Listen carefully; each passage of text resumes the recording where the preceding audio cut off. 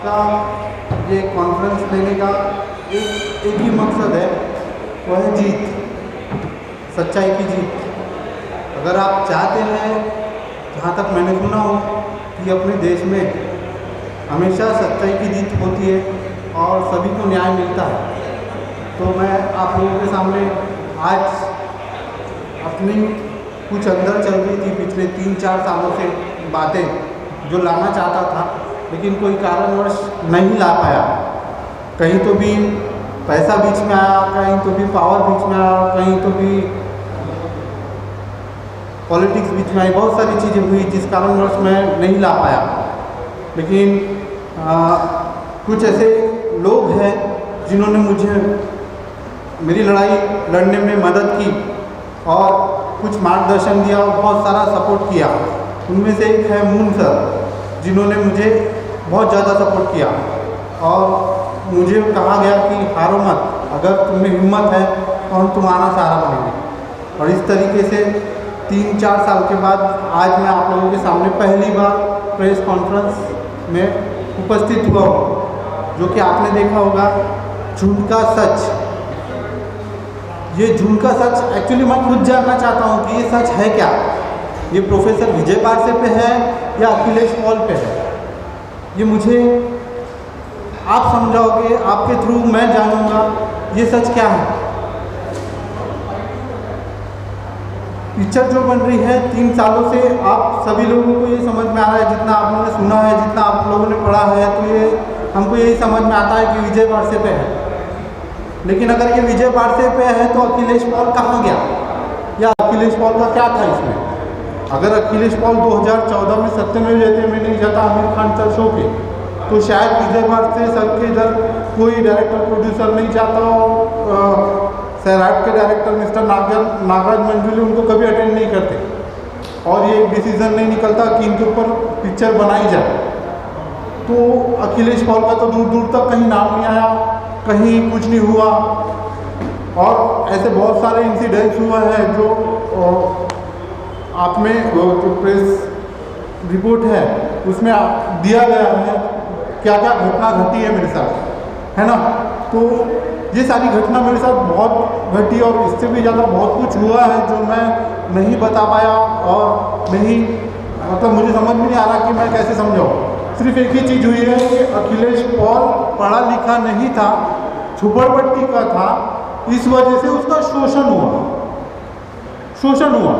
एक बड़े आदमी का कभी शोषण नहीं होता है, एक रईस आदमी का कभी शोषण नहीं होता है, सिर्फ अनपढ़ आदमी का ही शोषण होता है, जो कि मेरे साथ अभी भी हुआ और हो रहा है। और इसके बाद पता नहीं मेरा क्या होगा।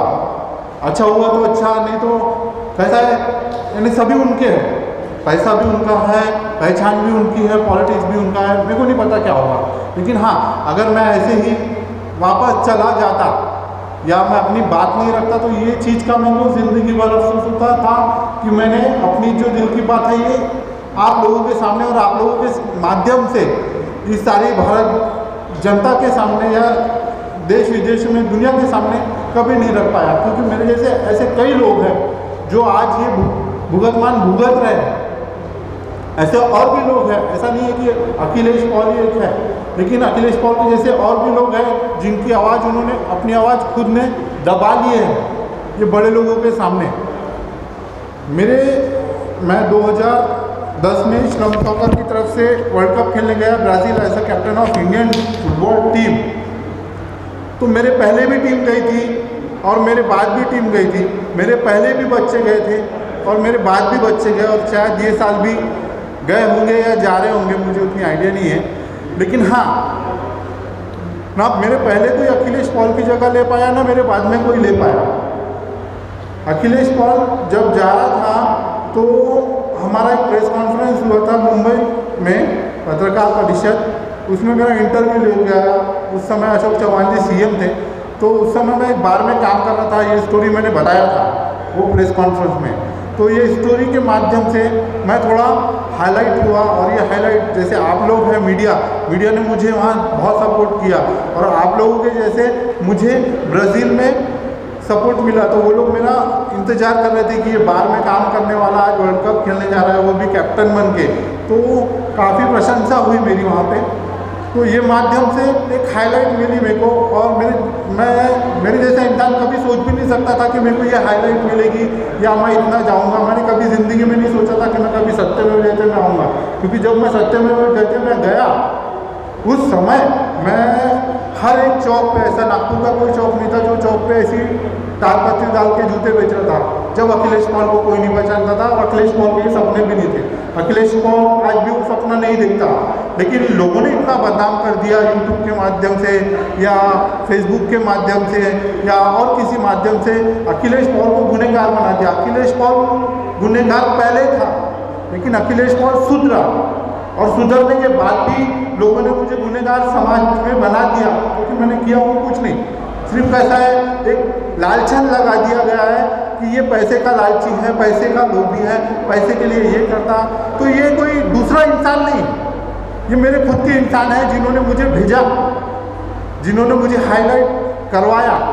तो ये सब बातें और बहुत सारी बातें हैं जो मैं 4 साल से दिल में दबा के घूम रहा हूँ, क्योंकि मेरे पास पैसा नहीं है, मेरे पास पावर नहीं है, मेरे पास ऐसे लोग नहीं हैं जो मेरे को सपोर्ट करें।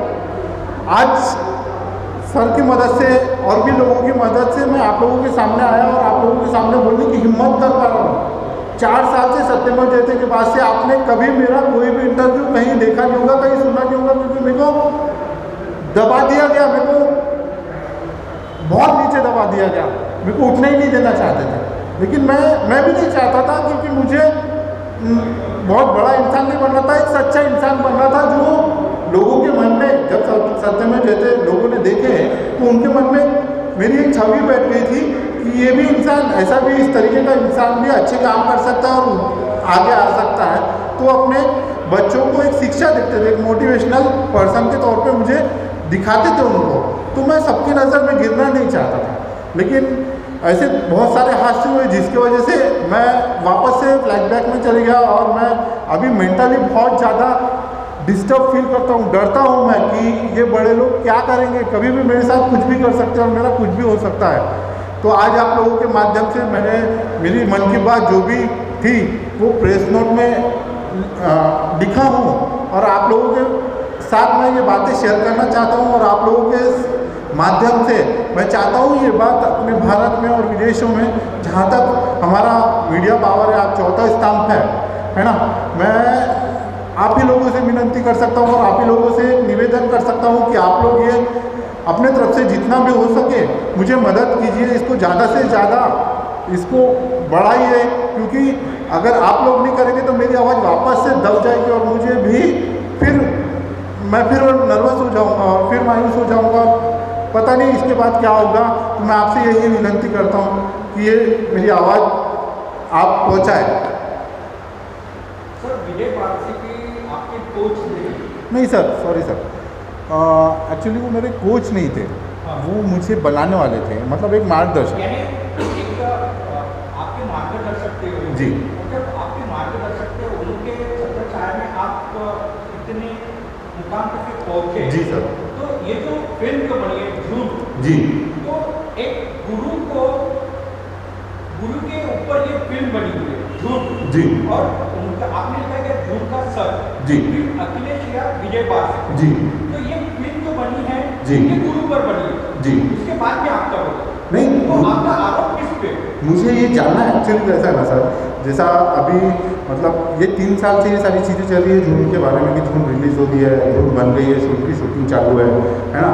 तो ये 3 साल से मीडिया में ये सारी चीज़ें आ रही है, मुझे पता ही नहीं चला। मेरे को ये मालूम ही नहीं कि मेरा क्या है इसमें। अगर मेरे साथ तुम्हारा एग्रीमेंट हुआ है या कुछ डील हुई है तो उसका कुछ तो भी होना चाहिए, है ना। ये सारी चीज़ें मुझे पता। सर मिले ना, मिलने के बाद क्या करार हुआ? सर एग्रीमेंट हुआ था। क्या एग्रीमेंट क्या हुआ? एग्रीमेंट ये हुआ था कि ये आपकी भी पिक्चर है और आपको भी सारी प्रशंसा मिलेगी, लेकिन ऐसा कुछ भी नहीं हुआ। और जितना भी स्टार्टिंग से जो बात हुई थी वो पूरे जो कमिटमेंट थे वो कमिटमेंट किए नहीं गए। सर मुझे भरोसे के ऊपर रखा गया। उसमें आपको देखिए सर, सबसे पहले प्रॉब्लम क्या था कि मैं जो गुरु के पास था, है ना, मैं जिन्होंने मुझे मार्गदर्शन दिया, अगर जी, ये जो नागराज सर आए हैं, नागराज सर के पहले 2-3 डायरेक्टर और प्रोड्यूसर्स आए थे जो चेन्नई से थे और मुंबई से थे। तो मैं था, मेरे सर थे, उनका बड़ा लड़का था और उनकी टीम थी, मतलब 2-3 लोगों की। तो वो लोग बोलते थे कि अखिलेश पॉल के ऊपर पिक्चर बनाना है तो आपकी मतलब अनुमति चाहिए, मेरे से बोलते थे। तो मैं बोलता था जो कुछ भी है मेरे सर करेंगे। आपका आरोप नागराज सभी पे है सर, या इन पे है, पार्सिटी पे, ये बताइए। मेरा आरोप सॉरी मेरा आरोप बारसे सर पे है, नागराज मंजूरी सर पे और टी सीरीज पे भी है। आपने इस पिक्चर में काम किया सर मैंने खुद में काम नहीं किया, मेरी स्टोरी है। आपके साथ कौन सा कमिटमेंट किया गया था? सर पूरी स्टोरी है, स्टोरी आपके ऊपर जी। तो आपका जिसने रोल अदा किया होगा वो तो मिला होगा ना? नहीं सर, कोई नहीं। तुम्हाला तुमच्यासोबत आपके साथ जो कॉन्ट्रैक्ट हुआ है, एग्रीमेंट हुआ है, जी तो वो यानी ऐसे विश्वास का था कि कुछ पैसों का लेन देन? नहीं, पैसों का भी लेन देन था, लेकिन सबसे ज़्यादा विश्वास नागराज सर ने जताया। सर यहाँ 2 मिनट रुकूंगा मैंने पूरी कहानी बता देता आपको कि मैं ये पिक्चर के लिए बिल्कुल भी रेडी नहीं था, क्योंकि मैं नहीं चाहता था कि मैं इनके साथ जाऊँ आगे। लेकिन नागराज सर के बारे में मैंने बहुत सुना था, बहुत देखा था यूट्यूब पे और मीडिया के थ्रू या सैराट के थ्रू। तो वो भी एक ऐसे बैकग्राउंड से आए थे जहाँ से शायद मैं भी निकल के आया। तो मैंने घर में चर्चा किया, घर में चर्चा करने के बाद 1.5-2 महीने के बाद घर वाले माने। तो उनके कुछ ऐसे कमिटमेंट थे नागराज सर के जो एग्रीमेंट में नहीं थे ना, एग्रीमेंट के अलावा थे। तो जब आपने वो चीजें एग्रीमेंट में क्यों नहीं मेंशन करे?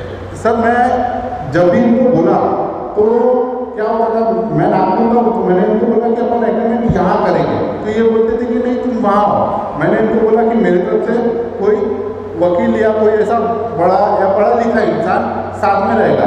तो इनका कहने का मतलब ये था कि कुछ नहीं, ऐसा कुछ नहीं है, तुम मेरे पे विश्वास करो, है ना, और विश्वास के थ्रू ये सारी चीज़ें अपन करते हैं। ये तो एग्रीमेंट है, बोलते क्या कानून के लिए ये इसके लिए ठीक है, लेकिन इसके अलावा एग्रीमेंट की कोई वैल्यू नहीं है मेरे हिसाब से, जबान की वैल्यू है। जवान, हाँ जवान कितने यानी कितने रुपए की दी थी उन्होंने? सर, नागराज सर ने मेरे साथ एग्रीमेंट किया था 7.5 लाख रुपए का। और जवान कितने की थी? वो सर कैसा है, ये होने के बाद 3 लाख रुपए पेपर पे दिखते थे और बाकी चीज़ें वो अलग थी सर, परसेंटेज वगैरह अलग थे। हाँ सर, 3.5 लाख रुपए मिले थे। अखिलेश, एक पहले भी था विषय, वो था साउथ के फिल्म की मिशन, जी वो भी इशू थे आपका स्टोरी। जी, एक्चुअली एक डायरेक्टर थे जो पढ़ाई कर रहे थे पीएचडी में, मतलब डायरेक्टर बन रहे थे, उसकी पढ़ाई कर रहे थे। वो उसका नाम था ये, तो आप अभी तक पैसा चाहते हैं कि आपकी जो ये फिल्म रिलीज होने के बाद जो आपकी बाहर आई मूवी नहीं सर, एक्चुअली कैसा है ना, मैं पैसा नहीं देख रहा है, ये पिक्चर की वजह से मुझे इतना नीचे गिरा दिया गया सोशल मीडिया पे 3 साल से, मतलब ये लोग मुझे गिराते जा रहे हैं।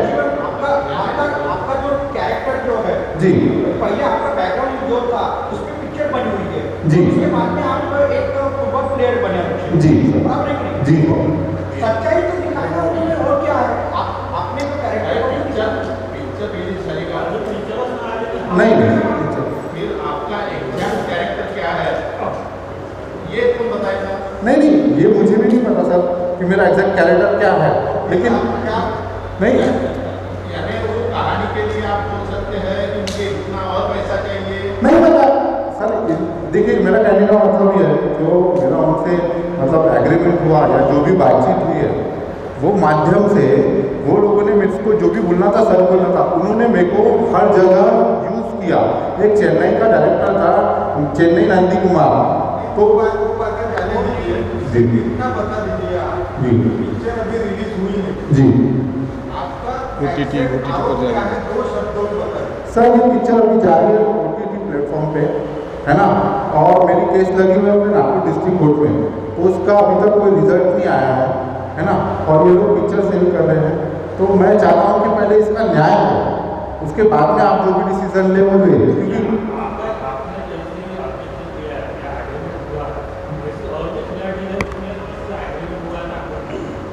सर ये मुझे आइडिया नहीं, वो लोग सारी चीज़ें मुझे नहीं बताते सर, जो मुझे मेरी बात बताते हैं वो, यानी उन्होंने मुझे अंदर में ही रखा बहुत सारे।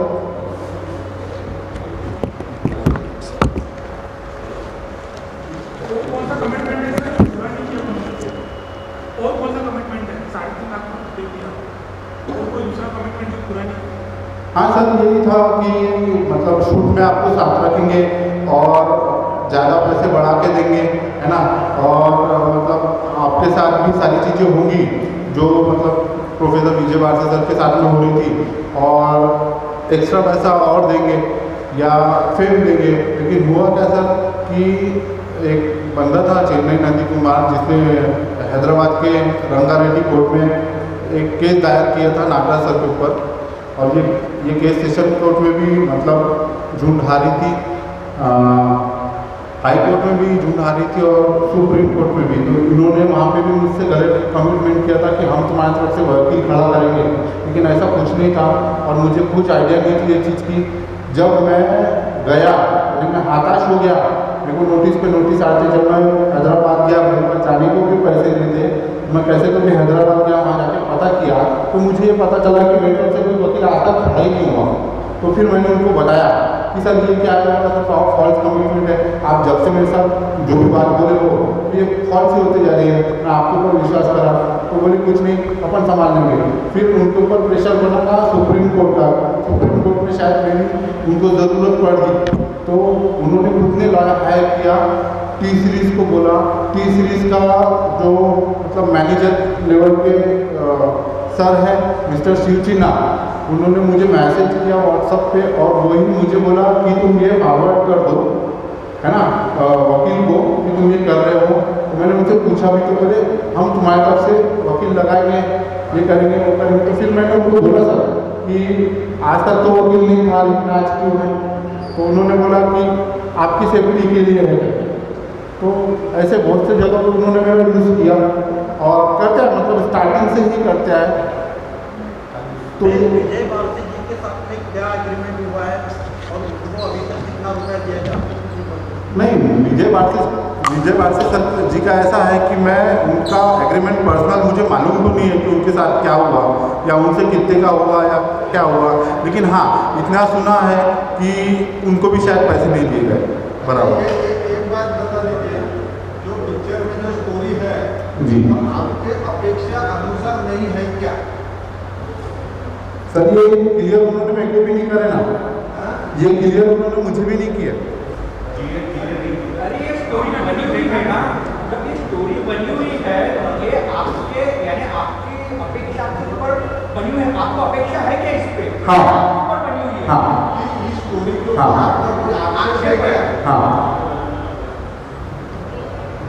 आप नहीं समझ पाए, कहने का उद्देश्य ये है कि ये जो स्टोरी जो बनी हुई है झूठ की, ये आपके ऊपर बनी हुई है या उसके आरोप है आपका? बननी चाहिए आप पर, लेकिन वो बनाएंगे उस पर।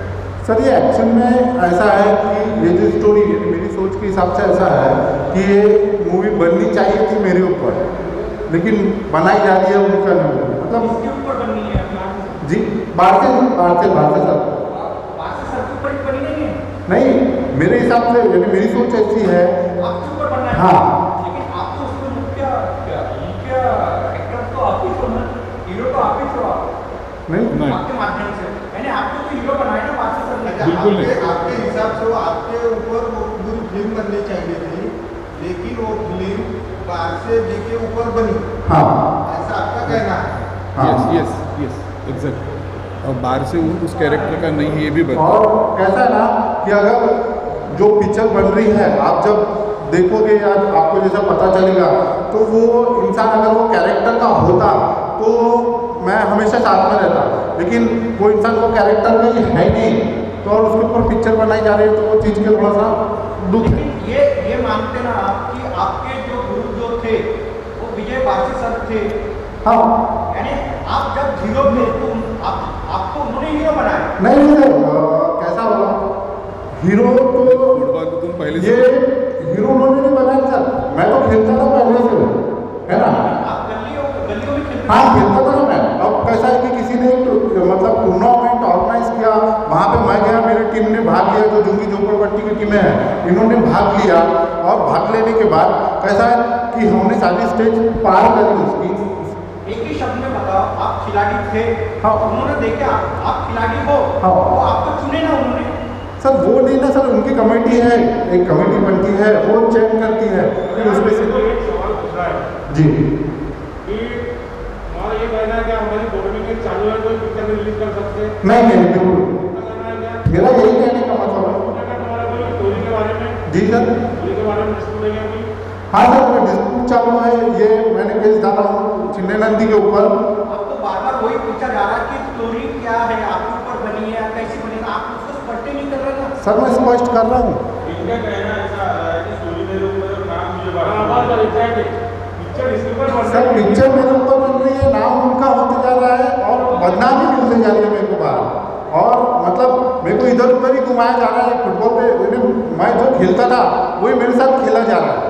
आपकी डिमांड क्या है? मेरा ये डिमांड है कि ये जो सारी चीज़ें हैं ये आपके माध्यम से और कोर्ट के माध्यम से ये क्लियर हो जाए जल्द से जल्द। तुमने पूरा कंफ्यूज कर दिया, नहीं, स्पष्ट ही नहीं किया आपने कि आगे स्टोरी ये तो बोल रहे आप खुद नहीं समझ पा रहे। नहीं, उनको ये बताओ आप समझा करके कि भाई आपके पहले भी लोग गए, नहीं सांगूंगा सर। एक्चुअली फैक्ट ऐसी है कि एक बंदा स्लम एरिया का ज़्यादा पढ़ा लिखा, एक अब मैं मेरे तरीके से बात करूँगा ना, क्योंकि आप लोगों ने कंफ्यूज कर दिया, अगला कंफ्यूज हो गया, आप अभी कंफ्यूजन से बाहर निकलना चाहते हैं, इसलिए मैं बता रहा हूँ, है ना। तो ये बंदा बेसिकली अनपढ़ गवार स्लम एरिया का रहने वाला, इसको पूरे एपिसोड में अगर आप देखेंगे तो उल्लू बनाया गया। आपको बात समझ में आ रही है? और उल्लू किस तरीके से बनाया गया? एक्चुअली स्टोरी का जनक ही ये है, स्टोरी का जनक ही है, नायक ही है, तो पिक्चर तो बननी चाहिए नायक पर। ये तो पहले से खिलाड़ी रहा हुआ है, ठीक है, कोई उसको तराशने वाला कोई आदमी नहीं मिला, लेकिन बारसागढ़े किसी को तराशने वाला आदमी भी कभी नहीं रहा। बारसे के बारे में अगर आपको जानकारी चाहिए तो बहुत सारी जानकारी मार्केट में अवेलेबल है, आप उसको खोजबीन करके देख सकते हैं।